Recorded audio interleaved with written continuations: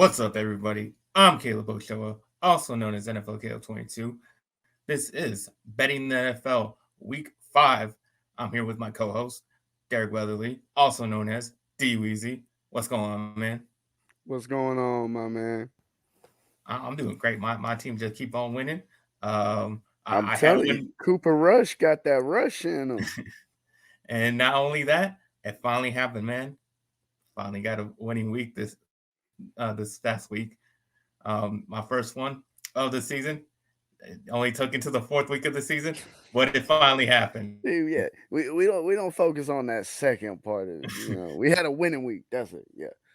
Did you Yeah, win last? No, we won this week. That's what mattered. We won this week. absolutely. So we'll get into our picks, but before we do that, we will recap what happened in week 4, and we will start with the favorites. What they did, they went 10-6 on the week straight up against the spread. They were even 8-8. Overall they're 27-36 and 1. The home team straight up 8-8, 33-30 and 1 against the spread. 8-8, 33-30 and 1, and the over unders more even out 8-8, um and then overall 25-38-1. So what we're seeing is that a lot of these trends are pretty much even now. I mean, they all went 8-8, whether it was straight up against the spread, the over unders, everything was just even, which was crazy to me. And also, it makes it more difficult for a guy like me, a better like me, because I like to play the trends. I like to see where trends are going and pick them. But if they're all even now, I have don't really know how to play it. You know, so that's kind of screws me up for anybody who likes to play trends like that. But what do you think about this? Yeah, I definitely think we're starting to see things even out a little bit with the favorites starting to come in more. As we mentioned through the first couple of weeks, things still getting teams or things together.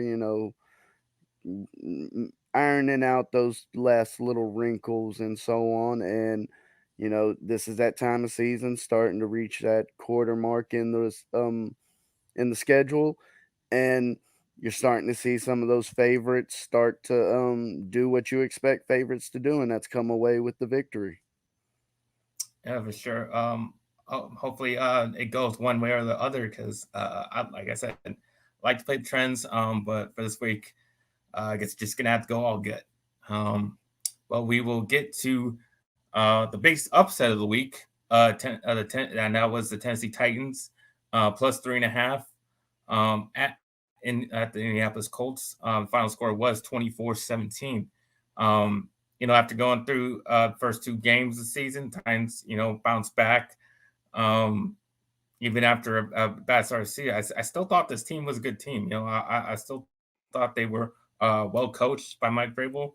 I just thought we just hadn't seen the team that they were last year yet. I thought they would eventually get going, and for the past 2 weeks they have. They made an effort to get Derrick Henry going. He finally had a 100-yard game on the ground. And the Colts went back. And I knew this. I knew that after the big win against the Chiefs, that they were going to get overvalued the week after, and that's why they got the laying the 3.5. Because everybody was going, oh, the Colts just got a big win. Now they're going to go, on a run here. But it's like, no, no, no, no. That was a fluke. The Colts are going to fall back to what I thought they were, which is not a very good team, and that's exactly what they are, and that's exactly what happened. They fell back into being a bad team. They got down 24-3, had bad turnovers, and then they pretty much ended the game by fumbling the ball and then missing a field goal. So yeah, that's why I was surprised seeing them getting the Titans getting 3.5. So I was going to jump all over that because I knew the Colts were a bad team. So um, yeah, that was one of my better predictions of the week. And you have any thoughts on the Colts Titans game? Um, I definitely agree with you that going into that game, the Colts were overvalued. taking out a team like the Chiefs was definitely unexpected, and I think a lot of people still want to believe that there's value in the Colts. And coming into the season, people expected them to be playing a lot better than they are. And after that Kansas City game, we definitely saw the books seem to favor that, the public seemed to favor that, and that just wasn't the case. Sure, man. Next we got the largest cover against the spread, which came in my Cowboys beating up on the division like we do on those dirty Washington Commanders. We were -3.5 on the road. Final score was 25-10. Obviously, as a Cowboy fan, love this result. We continue our really good record against the spread. Going back to last year, we were really good at spread, and we go ahead and cover here in this game. And yeah, we now have 3 straight winning weeks with our backup quarterback Cooper Rush. And we did it by sticking to that balanced offense. I mean, that's what's when those games were running the ball just as much as we're passing the ball, which is not putting too much on Cooper Rush. And even if the run wasn't doing that well, just the fact that we were running the ball kept their defense honest, and Cooper Rush was able to hit those play actions and make plays when he had to. I mean, he didn't do anything spectacular, just making plays when needed, and that's what's winning this games. And also, just the combination and holding up the 10 points. Our defense is still carrying us. It was just a combination of great defense by us and self-inflicted wounds by the Commanders, just causing penalties every time they seem to be driving down into scoring range, and they would be backed up from our defense, like getting pressure on Wentz and him making mistakes like throwing interceptions or something like that. But also just dumb penalties by them. But yeah, obviously, I'm super happy about covering that spread.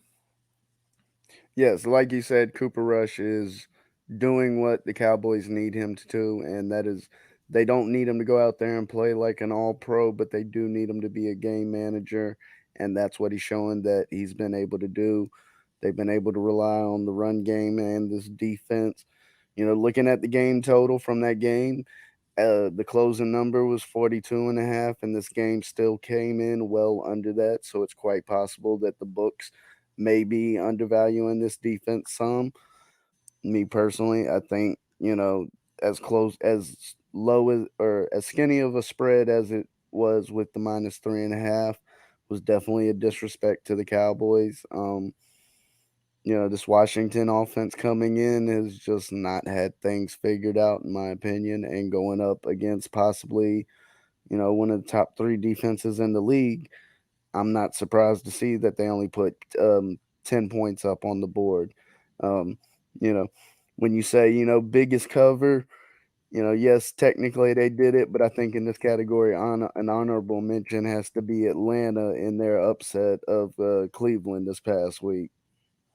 Yeah. Mostly when I go largest cover, I mostly do the favorites, not the upsets. That's what I go by when I'm doing that Oh that yeah, that. no, I agree with you. I'm just Category. saying they definitely earned some honorable mentions for a team that might not end up having a very good season, but they came out this game with the win against. I'm going into this game. I honestly thought the spread should be larger, but given the Mhm. fact the way it turned out, clearly on this one, the books knew something that we didn't. Yeah, absolutely.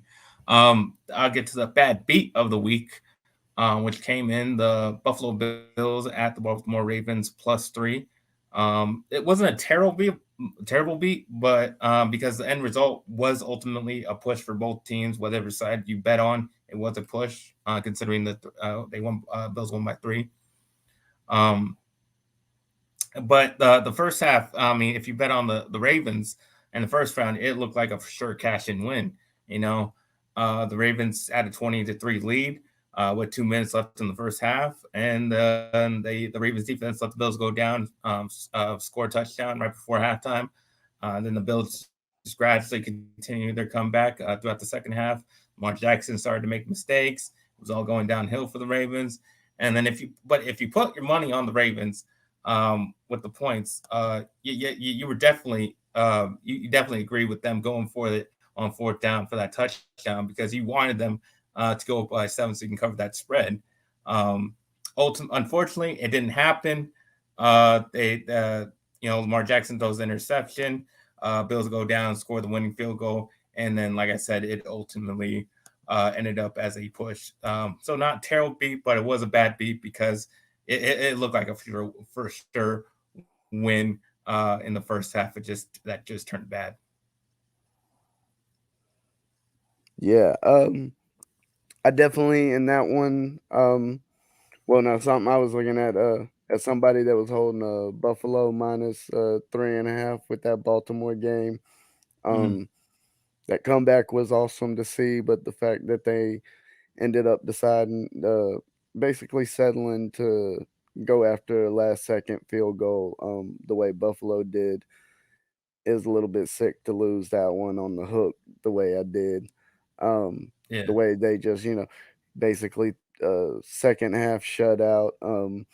I was sitting in the Panther Stadium while that was game was going on, and yeah, I almost wish I could watch that one, but I'm glad I didn't, given the way it finished, because oh, I'd have been sick. yeah, definitely not good for those who bet the Ravens. But I'll go to my own personal picks of the week. Like I said, finally got my winning week. I went 3-2, so just barely got a winning week, but it still is a winning Hey, week all the winning's same. winning. Um, Overall, I'm 9-11. Um, but we'll continue to better continue to fix that record. But my best pick was the Arizona Cardinals over your Carolina Panthers. Final score was 26-16. Yeah, it was a pretty simple bet to be honest. If you're just looking at it, the better team with the better quarterback. On top of that, on the spread I was looking at, Cardinals were getting a point and a half, so you're gonna give me the better team with the better quarterback with the points. Yeah, Exactly. I'm I definitely have gonna no take clue that. what was going on with the spread on that game. I mean, that's why I Yeah, was on the money line with that one, just because if you're gonna give me the plus number with it, well, yeah, I'll take that. absolutely. So I mean, Baker Mayfield continues to struggle, turn the ball over a bunch of times. Can't really get Christian McCaffrey going on the ground. He was more, receiver in the game. Yeah, and Baker then just Mayfield after, cannot get the ball past the line of scrimmage without somebody tipping it. It's that simple. and the Cardinals are been prone to have these slow starts to their games, and then they come out and and win those games. Same thing happened in the Raiders game. Obviously they picked it up in this game in the fourth quarter. They scored 16 points and outright won. You didn't even need the points and outright won the game by like 10. So yeah, I'm sure you weren't too well. You did go with the Cardinals on this one, right? Yes. Yeah. So yeah, you not wasn't happy with the. I guess you weren't happy with the result, but we're happy with the win on the bet. Yeah. That's like I was playing the over on Kyler Murray's rushing yards. Number was at 22.5 after his rushing TD at the end of the game. He had 29 yards. Yes, I was calculating how many yards was he going to lose on those kneel downs at the end of the game, and glad to say it came in at 26. Yeah. Yeah, really good stuff. My And then my worst pick, New England Patriots at Green Bay Packers. We The Packers minus 10 on that one. I took the Packers. The final score was 24-27. I mean, at least I picked the right team to win, but it's not really saying much considering a huge spread. And not to mention the Patriots playing the backup quarterback who got knocked out early in the game, and then they were down to the third stringer. And so, yeah, I I'm really gonna yeah. Obviously, Rogers still has his struggles with his receivers, but I think the main culprit in this game was the Packers defense. I mean, I don't know how you allowed the Pats to run on you for 167 yards, and then you just let Zappy, not make mistakes, and he played played well, I guess, for coming in as a third stringer, your first game, and you're taking the Packers to overtime, which really shouldn't have happened. I mean, the Packers shouldn't have had to be in overtime with this Patriots team. Definitely should have blown them out. That didn't happen, and yeah, that was definitely my worst pick of the week. Yeah, it's almost like Belichick has this history with like backup quarterbacks and them excelling under, his wing somehow. Like, started with some kid named Brady, then he got Jimmy Garoppolo a whole bunch of money.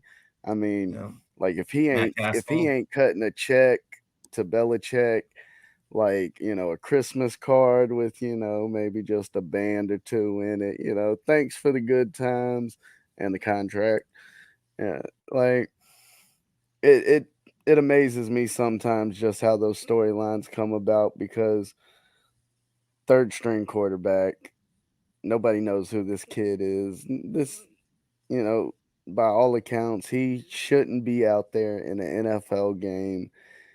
And for the offense to go out the way they did and perform the way they did, and for the team to be even in contention, says a hell of a lot about the players that were stepping out on the field. You ain't always got to be the most talented player, and with those big spreads, traditionally that's something I try to avoid because when you get up around those, 9, 10 digit, point spreads, it gets difficult to win by two scores in the NFL. Yeah, Garbage time, close games, things ending, two scores is a lot in the NFL. So, logic would say you'd think the third string quarterback be happy if the offense put up any points at all. So the fact that they got 20 points in that game, forced it to OT, lost it that way, it's pretty shocking, I think. yeah, that hurt. I mean, with the backup quarterbacks, I mean, I thought those was No, you can't even even with the say 10 points, backup that was quarterback. It's the backup to the backup yeah. quarterback. Like, I don't know how that happened. But how did you do this past week? I did have a losing week, I believe. In total, with everything I had, I finished around 5-8 between the spreads and prop plays that I had. Um, yeah, that nature of the beast. Sometimes it happens. You had the winning week. It was me with the losing week this week. So you as I was, as people have heard me say before, you get back to the grind. You dig back in those lines. You find something for next week because that's the name of the game. Absolutely. So we're gonna get to our week 5 picks. But before we do that, if you can, I always said, we like to help you out. So if you can help us out by clicking that like button on this video and subscribing to the channel already. If you really want to support us, you can join our Patreon. The link is in the description down below. So yeah, if you want to help out, please do so. But now we will get to our picks for the week, and I will start with the Los Angeles Chargers at the Cleveland Browns. Browns are getting +3, and I will take the points on this one. The Chargers are still coming into the game. One of the most injured teams. They have when the pass rush is hurt, their offensive lineman's hurt. Um, Herbert's still coming off his injury, and the Chargers allowed both the Texans and the Jaguars to pretty much run all over them in the last 2 games. Pierce ran for 131. The Jags as a team ran for 151. And guess what? The Browns' specialty is running the ball. Obviously Chubb leading the way with Hunt complimenting. They have run for 70 yards 3 times this year. So I think they can definitely run the ball against this Chargers team. And I think that'll be the key to keeping it close in this one. So I definitely think that the 3 points will be enough to cover the spread. And like I said, I do like home dogs, and I'll take the home dog on this one in Cleveland. Yes, I definitely like Cleveland in this matchup, being able to get points and them as the underdog. Um, until we know that Justin Herbert's completely healthy, I'm not sure that there's any way that you can back the Chargers. It's just given it could be, maybe some slight fears because of the things we heard last year with Tyrod Taylor incident, but I find it very disturbing to have to try and rely on the medical staff of the LA Chargers to make sure that Herbert is 100% healthy for that game. All right, your first pick. Let's see. The lead thing, I'm just going to jump right into it with my Panthers this week. I'm going to be going with the 49ers minus 6.5. I'm honestly not sure why this spread isn't larger than it is coming into this game. San Fran. All right. Yeah, I got this game as well. You're taking the 49ers. Yep.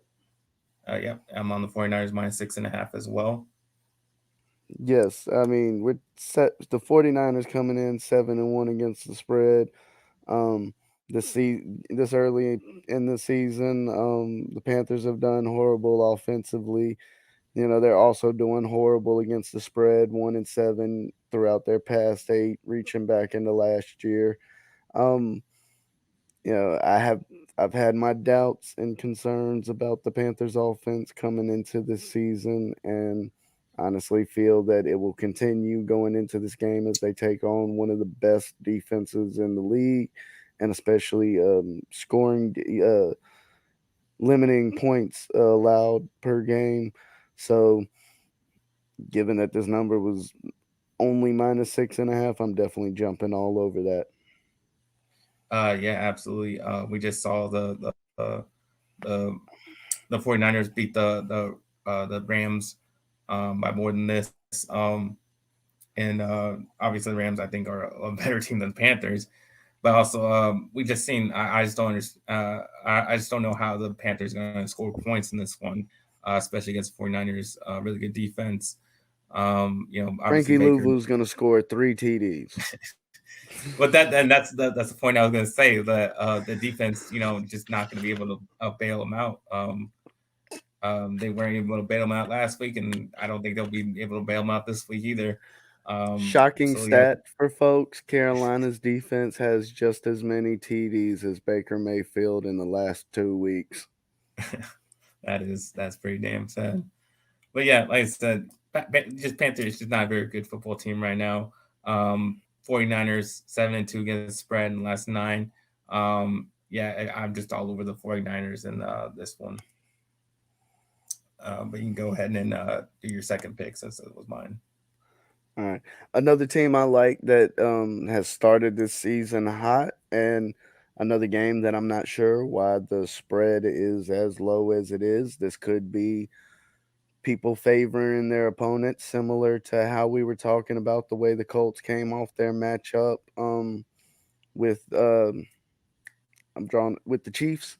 Um, I'm taking the Eagles versus the Arizona Cardinals. The Eagles in this game is -5 on the spread. Going into the Carolina game and Cardinals game, they were, as we were saying, for whatever reason, the books had that game a lot closer. Cardinals come out of that game playing well. Now they're valuing them, I think, a little more than they should. I think this game should be closer to 6.5, 7 points on the spread.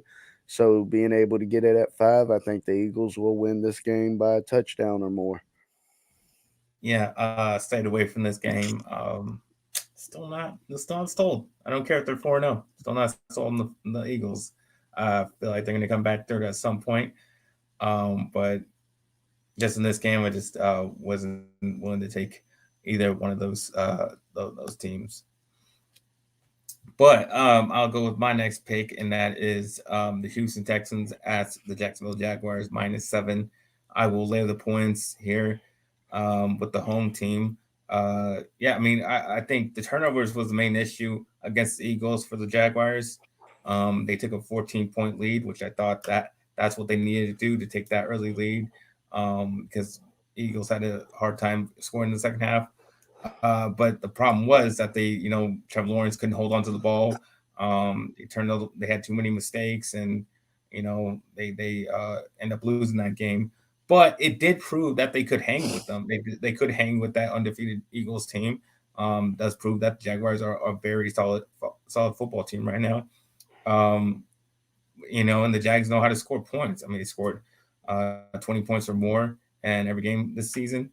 And then the Texans just gave up 34 to the Chargers. So yeah, I just believe I believe this games will be similar to what the Jaguars did to the Colts. Um, and they shut out the Colts. So I think that they can do maybe not shut them out, but at least uh, not let them score a lot of points on this one, and that will definitely end up having them even though it's -7.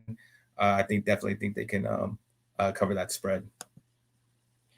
Yeah, I definitely think there is some growing traction behind the Jacksonville Jaguars. They're going out and proving that it's more than hype. It's just that simple. As you said, even in that Philadelphia game, looking at things, if they could have managed to put up some points in the second or third quarter, they could have easily made that. That's a different game. As things close out there, getting up early with 14 points and then turning around and giving up 20 straight points unanswered in the second quarter. Um, it's hard to win games that way, but clearly we've seen this offense has the talent and ability to find a way to put up points and reach the end zone. And I see no reason to fade them, at least not against an opponent like Houston. Mm. All right, next one. All right. Me, we had sort of mentioned Indianapolis Colts earlier. A little prop that I'll be riding with, and it's something I found at plus money. Um, I do think in the Colts matchup, we no Jonathan Taylor.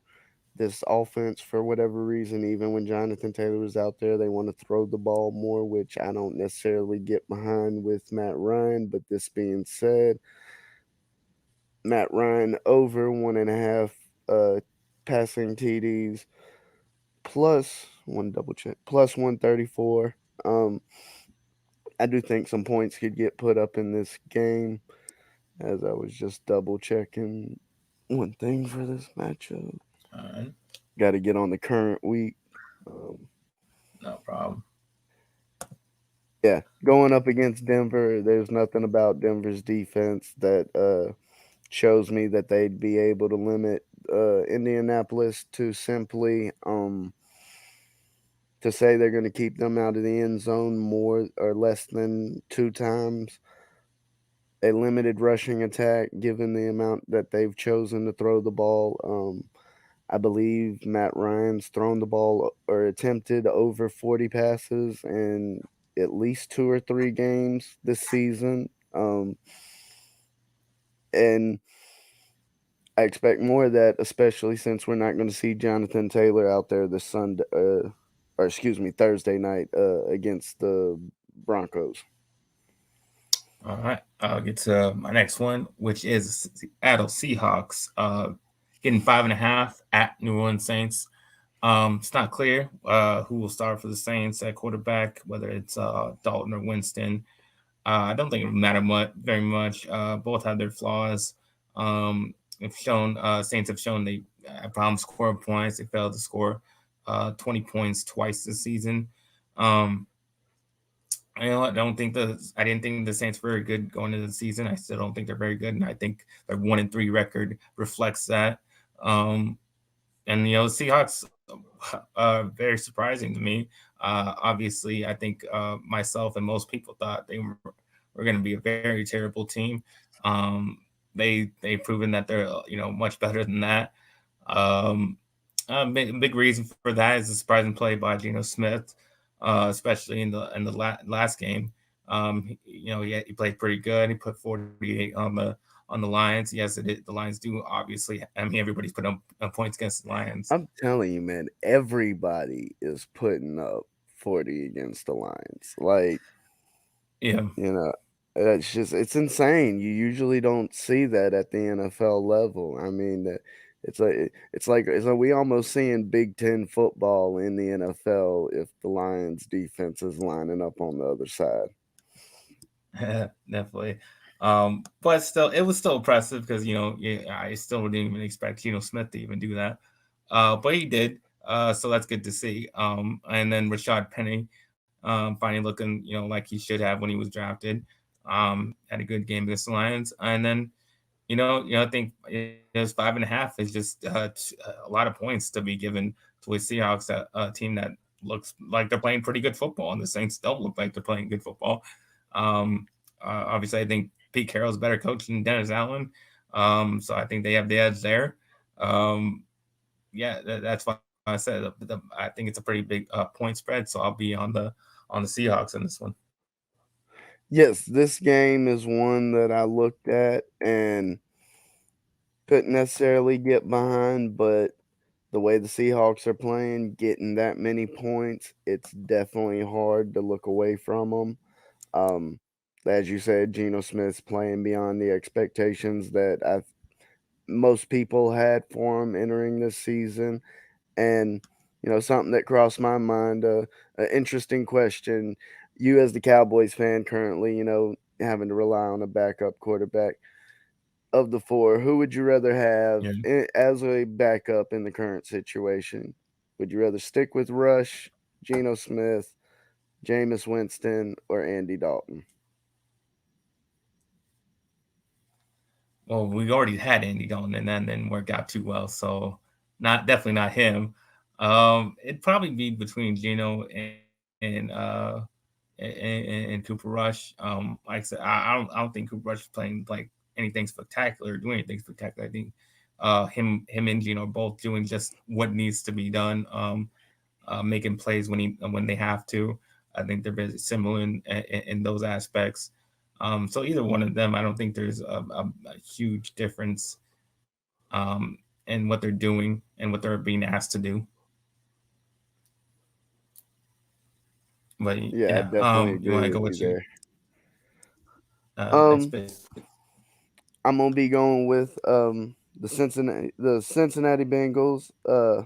I was able to get the number at +4, giving up a little bit of juice around -135, but this game you can probably find it around -3, -3.5 for Baltimore. But coming into this game, I do feel it could come down to a field goal, and the Baltimore Ravens having Justin Tucker is just downright mean to a better when the spread is 3.5. That it, when he's making field goals from the other side of 50, it's just not right, folks. It's just not right. So being able to get that number at +4, I definitely is a real game changer there.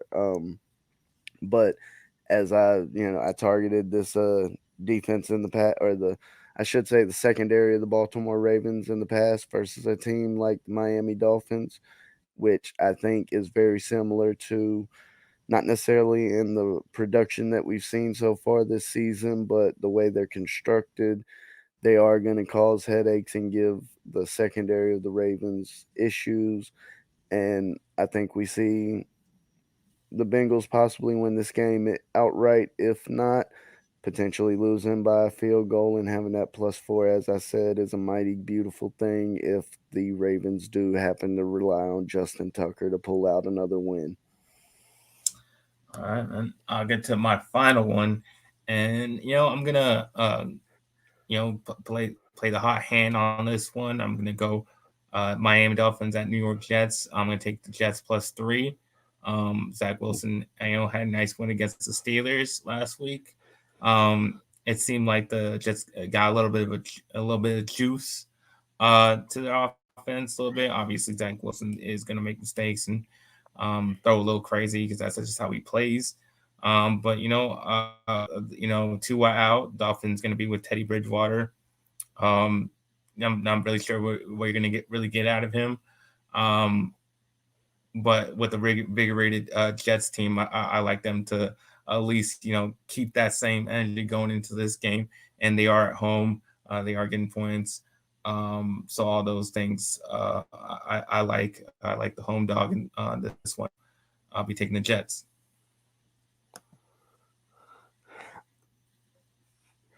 I don't know if I can get behind the Jets. I know, like I understand. Like when I took this pick, Yeah, no, but I'm I seeing feel you. you're I at it. can You're understand at where it. you're coming from. Yeah, I totally get that. And I mean, and that's the beauty of sports betting because that is a perfectly plausible scenario that could play out. You know, 0-2 at home outright, 0-2 against the spread at home in their last two games. Not the things you want to see that make you confident, but as you said, things like that happen. They're putting up 45 and a half on the game total, so they are expecting some points to be scored in this game. And if both sides are putting up points, anything can definitely occur. Yeah. Your last picks. Um, One I was looking at, the Tampa Bay Buccaneers are 0-2 against the spread. At home their last couple home games, and going up against the Falcons. The Falcons have shown that they've been able to put up some points, and given the injury woes of the Buccaneers, it's unclear how many points and how well offensively the Buccaneers are going to be able to do this week. And being able to get behind as many points as we, currently, I'm seeing +9 at some places. You might see it at +8 for the in other places. That being said, you heard me say it earlier. It's hard to win by two scores in this league, and given an offense that has been struggling and dealing with some injuries in Tampa Bay, I feel that this is a great opportunity to try and get behind the Atlanta Falcons, who are 4-0 against the spread in their last four games. All right, man. I think that'll wrap up our week 5 bets for the week. We'll now get into our question portion of the show. And if you have a question you would like answered, just leave it down in the comments below, and we will feature it on at this time during the show. But for now, I got a question for you. Obviously, we during the off season we did our series of futures bets, divisional and win loss total. Just like to ask you, we're 4 weeks through the season. Yeah, you feeling worried? What's the one bet you're feeling worried about after 4 weeks in the season? And I'll tell you mine. Obviously, I was very high on the Broncos. Had them over on the win total. Had them win that division, and they don't look very good. They look pretty bad Oh, on you mean you're offensively. not riding? You're not riding? You're not riding? Uh, yeah, I seem to have made a mistake there. Seem to have made a mistake.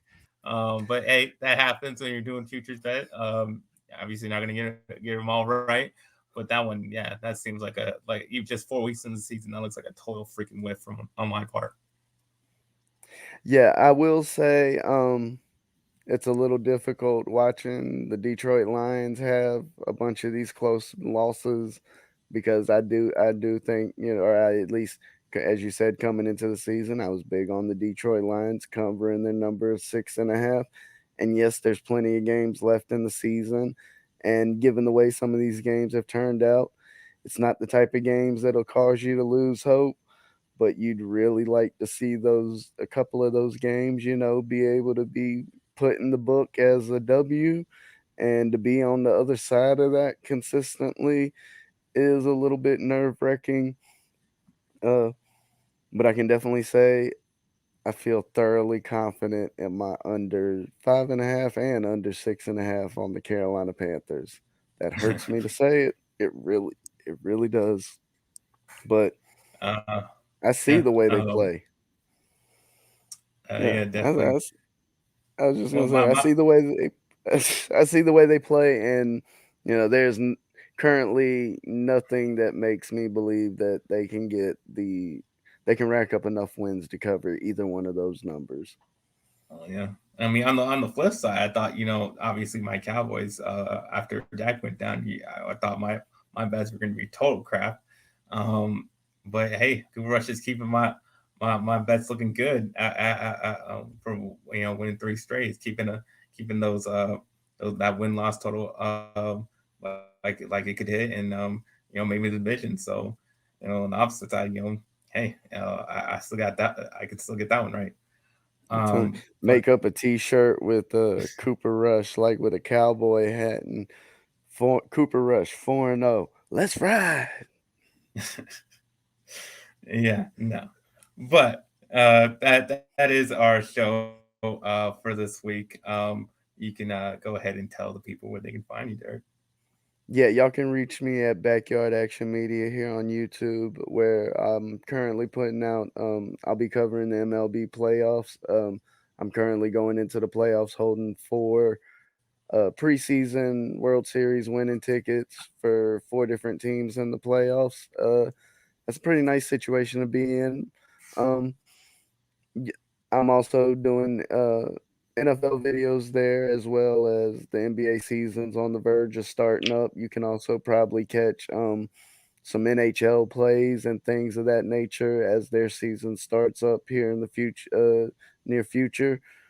And so, just a variety of sports betting plays, a different variety of sports that you'll be able to get from Backyard Action Media. All right. And you can find me at NFLKale22 on Instagram and Twitter. You can find me on this channel on Good Friends, Better Rivals with Ferris on Mondays at 1:30. And then you can also find my articles that go along with this show um, on our website at Let's Get Ready Network .com. But yeah, thank you all for watching. Tune next week. We'll be back at it again. Hopefully with another winning week and for a week 6 picks. But for now, let's get ready to make some money.